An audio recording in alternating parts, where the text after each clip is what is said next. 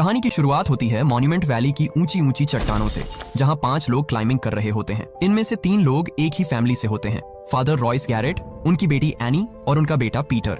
Royce एक experienced climber होता है, इसलिए एनी और पीटर भी बचपन से क्लाइंबिंग सीख चुके होते हैं। इनके साथ 2 और क्लाइंबर्स भी होते हैं, लेकिन वे रॉयस जितने एक्सपीरियंस्ड नहीं होते। सभी लोग धीरे धीरे चट्टान पर ऊपर की तरफ बढ़ रहे होते हैं। नीचे हजारों फीट गहरी खाई थी और ऊपर सीधी खड़ी चट्टान। सब कुछ नॉर्मल चल रहा होता है, लेकिन तभी आगे चढ़ रहे दोनों क्लाइंबर्स का बैलेंस बिगड़ जाता है। उनके पैर फिसलते हैं और वे सीधा नीचे गिरने लगते हैं। अब प्रॉब्लम ये थी कि 5 लोग एक ही रोप से जुड़े हुए थे। जैसे ही वे दोनों गिरते हैं, उनके वेट का झटका बाकी तीनों पर भी पड़ता है। अगले ही पल रॉयस, पीटर और एनी भी चट्टान से खिंच जाते हैं। अब 5 लोग हवा में लटके हुए होते हैं। उनकी जान सिर्फ एक रोप और ऊपर लगी एक छोटी सी हुक पर टिकी थी, लेकिन वह हुक 5 लोगों का वेट संभालने के लिए काफी नहीं थी। हवा तेज चल रही होती है और हुक धीरे धीरे चट्टान से बाहर निकलने लगती है। तभी नीचे लटके हुए दोनों क्लाइंबर्स की रोप टूट जाती है। वे दोनों सीधा गहरी खाई में गिर जाते हैं। अब रोप पर सिर्फ रॉयस, पीटर और एनी बचे होते हैं। एक पल के लिए लगता है कि शायद अब वेट कम हो गया है और तीनों बच जाएंगे, लेकिन ऐसा नहीं होता। ऊपर लगी हुक अभी भी धीरे धीरे बाहर निकल रही थी। रॉयस तुरंत समझ जाते हैं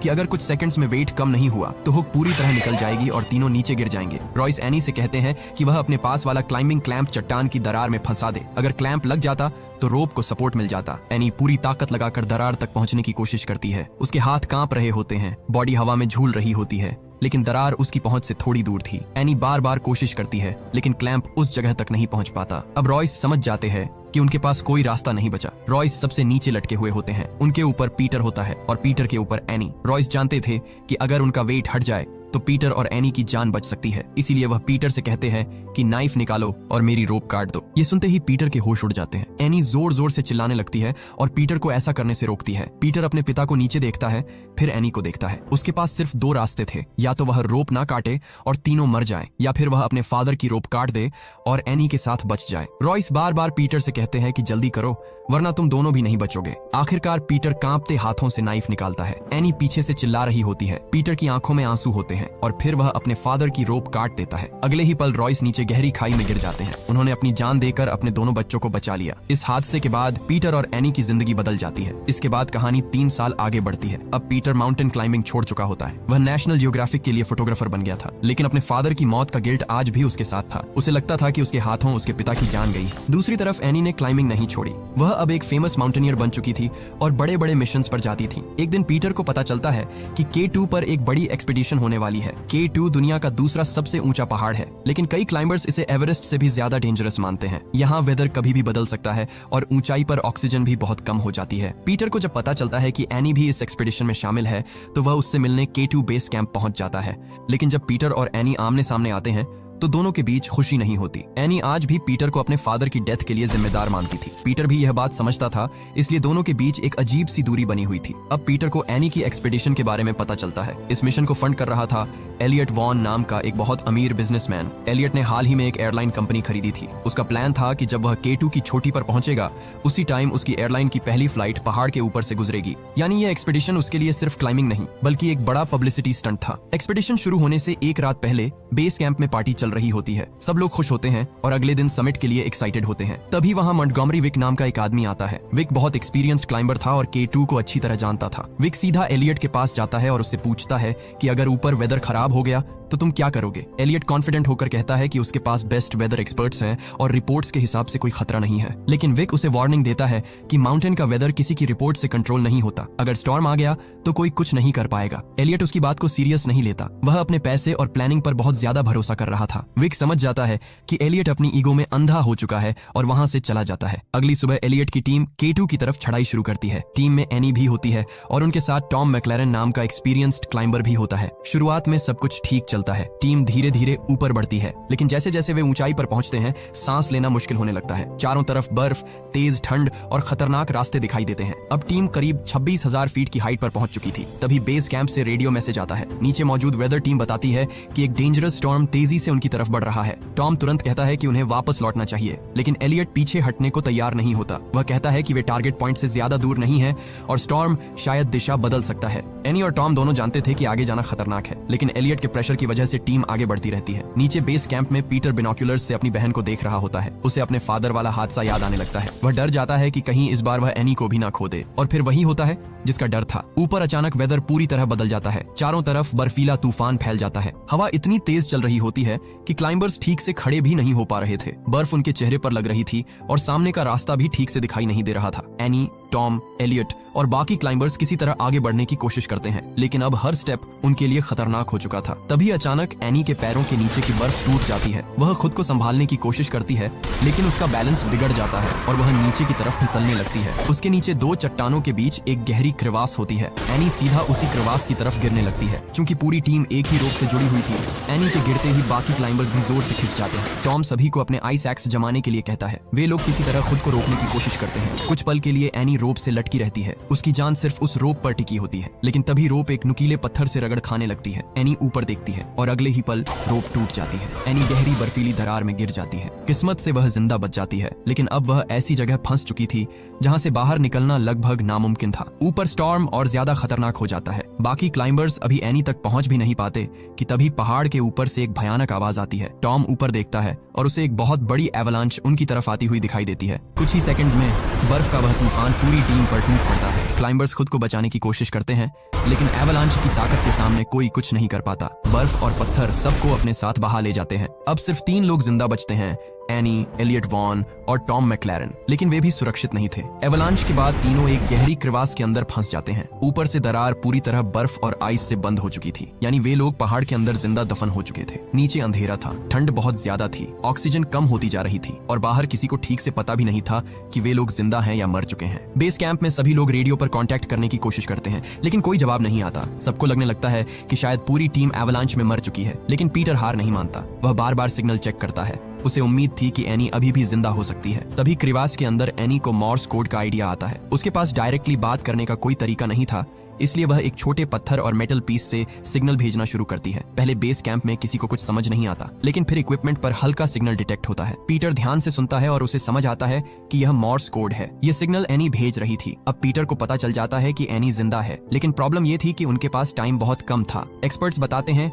कि इतनी हाइट, इतनी ठंड और इतनी कम ऑक्सीजन में ट्रैप्ड क्लाइंबर्स ज्यादा देर सरवाइव नहीं कर पाएंगे। उनके पास मुश्किल से 36 घंटे हैं। अब पीटर फैसला करता है कि वह खुद ऊपर जाकर एनी को बचाएगा, लेकिन K2 पर ऐसे वेदर में रेस्क्यू मिशन करना आसान नहीं था। कोई भी क्लाइंबर आसानी से तैयार नहीं हो रहा था। तभी एलियट वॉन की कंपनी अनाउंस करती है कि रेस्क्यू मिशन में शामिल होने वाले क्लाइंबर्स को बड़ा रिवॉर्ड दिया जाएगा। रिवॉर्ड की वजह से कुछ लोग तैयार हो जाते हैं, लेकिन पीटर जानता था कि K2 को सच में समझने वाला क्लाइंबर चाहिए। तभी उसे मॉन्टगोमरी विक की याद आती है। विक वही आदमी था जिसने एलियट को पहले ही वार्निंग दी थी। वह K2 को अच्छी तरह जानता था। पीटर हेलीकॉप्टर से विक के पास जाता है और उससे हेल्प मांगता है। पहले विक साफ मना कर देता है। वह कहता है कि इस वेदर में ऊपर जाना सुसाइड के बराबर है, लेकिन पीटर हार नहीं मानता। वह विक को अपने फादर रॉयस की याद दिलाता है। रॉयस का नाम सुनकर विक थोड़ी देर चुप हो जाता है। आखिरकार वह रेस्क्यू मिशन में शामिल होने के लिए तैयार हो जाता है। अब रेस्क्यू टीम बनाई जाती है। इस टीम में पीटर, विक, मोनिक ओबर्टीन और कुछ और क्लाइंबर्स शामिल होते हैं, लेकिन उन्हें सिर्फ ऊपर क्लाइंब नहीं करना था, उन्हें उस आइस वॉल को भी तोड़ना था जिसके नीचे एनी, टॉम और एलियट फंसे हुए थे। इसके लिए आर्मी से नाइट्रोग्लाइसरीन एक्सप्लोसिव्स लाए जाते हैं। नाइट्रोग्लाइसरीन बहुत डेंजरस एक्सप्लोसिव था। हल्का सा झटका, गर्मी या डायरेक्ट सनलाइट भी उसे ब्लास्ट कर सकती थी, इसलिए रेस्क्यू टीम को हर स्टेप बहुत संभल कर रखना था। दूसरी तरफ क्रिवास के अंदर एनी, टॉम और एलियट की हालत खराब होती जा रही थी। टॉम घायल था और एनी भी कमजोर हो रही थी। उनके पास थोड़ी सी मेडिसिन थी जिससे इतनी ऊंचाई पर सांस लेने में मदद मिल सकती थी, लेकिन एलियट उस मेडिसिन को शेयर नहीं करना चाहता था। वह बस अपनी जान बचाना चाहता था। उसे टॉम की हालत से कोई फर्क नहीं पड़ रहा था। एनी उसकी हरकत देखकर समझ जाती है कि एलियट अपनी सर्वाइवल के लिए किसी को भी मरने दे सकता है। इधर पीटर, विक और बाकी रेस्क्यू टीम K2 पर चढ़ाई शुरू कर देते हैं। बर्फीली हवा उनके चेहरे काट रही थी। हर कदम पर खतरा था और उनके बैग्स में रखे नाइट्रोग्लाइसरीन एक्सप्लोसिव्स किसी भी पल फट सकते थे। लेकिन पीटर के दिमाग में बस एक ही बात थी, इस बार वह अपनी बहन एनी को बचाकर रहेगा। अब रेस्क्यू टीम को अलग अलग ग्रुप्स में बांट दिया जाता है। हर ग्रुप के पास नाइट्रोग्लाइसरीन होता है ताकि ऊपर जमी हुई बर्फ और आइस को ब्लास्ट करके एनी की लोकेशन तक पहुंचा जा सके। दूसरी तरफ क्रिवेस के अंदर एनी, टॉम और एलियट की हालत खराब होती जा रही थी। अंदर बहुत ज्यादा ठंड थी, ऑक्सीजन कम हो रही थी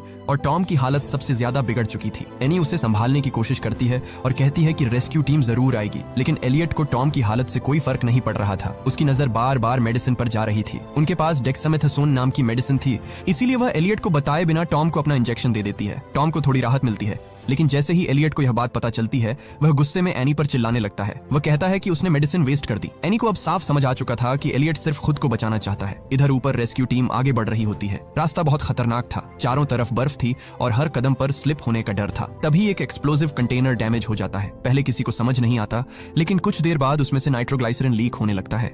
जैसे ही सनलाइट उस पर पड़ती है अचानक बहुत बड़ा ब्लास्ट होता है। धमाका इतना तेज होता है कि पूरा इलाका हिल जाता है। बर्फ और पत्थर चारों तरफ उड़ने लगते हैं। रेस्क्यू टीम के कुछ मेंबर्स वहीं मारे जाते हैं। पीटर खुद को संभालता है और मिशन आगे बढ़ता है। ब्लास्ट की वजह से पुराने आइस का एक हिस्सा टूट जाता है। इसी दौरान विक की नजर बर्फ से बाहर निकले एक हाथ पर जाती है। जैसे ही फेस सामने आता है विक बिल्कुल शांत रह जाता है। वह बॉडी उसकी वाइफ की होती है। विक पिछले कई सालों से इसी माउंटेन पर अपनी वाइफ को ढूंढ रहा था। उसे आज तक उसका बॉडी नहीं मिला था, लेकिन अब उसकी वाइफ उसके सामने फ्रोजन हालत में पड़ी थी। विक उसके पास बैठता है। वह उसकी फिंगर से वेडिंग रिंग निकालता है और उसे अपने लॉकेट में रख लेता है। तभी पीटर को वहाँ एक मेडिकल किट दिखाई देती है। उस किट को देखकर विक को एक बड़ा सच समझ आता है। कुछ साल पहले जब विक की वाइफ इसी माउंटेन पर स्टॉर्म में फंसी थी तब एलियट वॉन भी उसके साथ था। एलियट ने खुद को बचाने के लिए उसकी मेडिसिन ले ली थी और उसे वहीं मरने के लिए छोड़ दिया था। अब विक को समझ आ जाता है कि उसकी वाइफ सिर्फ स्टॉर्म की वजह से नहीं मरी थी, एलियट ने उसे मरने के लिए छोड़ दिया था। ये सच जानकर विक के अंदर एलियट के लिए गुस्सा भर जाता है। अब उसके लिए यह मिशन सिर्फ रेस्क्यू मिशन नहीं रहा था, उसे एलियट से अपनी वाइफ की मौत का जवाब भी चाहिए था। दूसरी तरफ क्रेवास के अंदर रात हो चुकी थी। एनी की हालत कमजोर होती जा रही थी। वह किसी तरह रेडियो पर पीटर से बात करती है। एनी बहुत कमजोर आवाज में पीटर से कहती है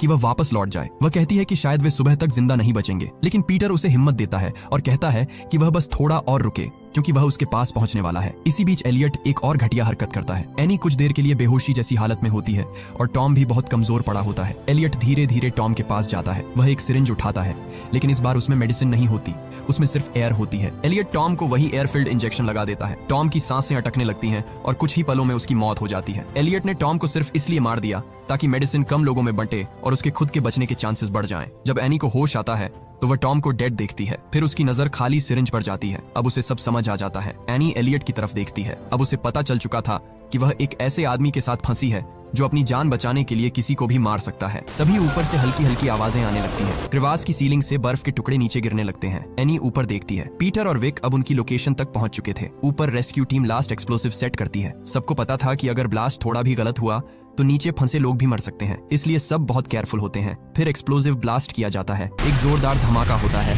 और ऊपर जमी हुई आइस टूटने लगती है। धीरे धीरे क्रेवास का रास्ता खुल जाता है। पीटर तुरंत नीचे उतरता है और आखिरकार वह एनी तक पहुंच जाता है। एनी अपने भाई को सामने देखकर इमोशनल हो जाती है। पीटर भी उसे देखकर राहत की सांस लेता है, लेकिन रेस्क्यू अभी खत्म नहीं हुआ था क्योंकि उसी क्रेवेस में एलियट भी जिंदा था और अब विक भी नीचे उतर चुका था। विक की नजर एलियट पर पड़ती है। यह वही आदमी था जिसने उसकी वाइफ को मरने के लिए छोड़ा था और यही आदमी टॉम की मौत की वजह भी बना था। विक चाहे तो एलियट को वहीं छोड़ सकता था, लेकिन वह उसे रोप से बांध देता है ताकि उसे भी बाहर निकाला जा सके। अब ऊपर मोनिक रोप कंट्रोल कर रही होती है। पीटर एनी को संभालता है और उसे ऊपर भेजने की तैयारी करता है। एनी अभी भी बहुत कमजोर थी, लेकिन अब उसके बचने की उम्मीद दिख रही थी। धीरे धीरे रोप खींची जाती है और एनी ऊपर की तरफ बढ़ने लगती है। तभी अचानक क्रेविस के अंदर की बर्फ और पत्थर फिर से टूटने लगते हैं। एक्सप्लोजन की वजह से वह जगह पहले ही कमजोर हो चुकी थी। अब नीचे की पूरी सरफेस हिलने लगती है। पीटर तुरंत समझ जाता है कि यहाँ ज्यादा देर रुकना ठीक नहीं है। वह ऊपर मोनिक से जल्दी रोप खींचने के लिए कहता है, लेकिन इससे पहले कि वे लोग एनी को ऊपर निकाल पाते,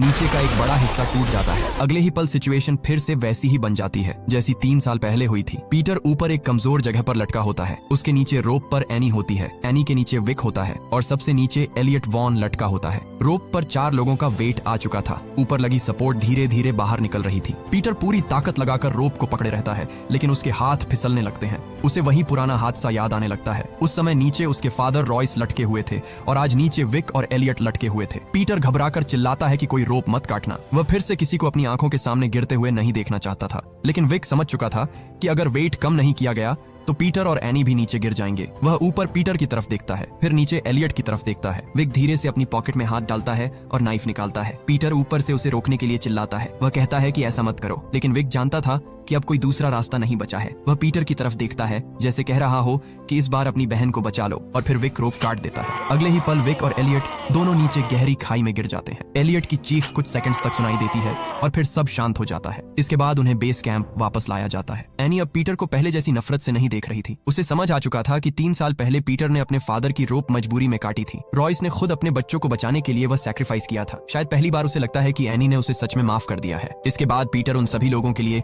एक स्टोन मेमोरियल बनाता है जिन्होंने इस रेस्क्यू मिशन में अपनी जान दी थी। रॉयस, विक, टॉम और बाकी क्लाइंबर्स सबकी याद में वह वहां पत्थर लगाता है और इसी इमोशनल मोमेंट के साथ यह खतरनाक माउंटेन सर्वाइवल स्टोरी यही खत्म होती है। अगर आपको यह कहानी पसंद आई हो तो वीडियो को लाइक कीजिए, चैनल को सब्सक्राइब कीजिए और ऐसी ही मूवी एक्सप्लेन्ड वीडियोस के लिए हमारे साथ जुड़े रहिए। जल्दी मिलेंगे अगली वीडियो में।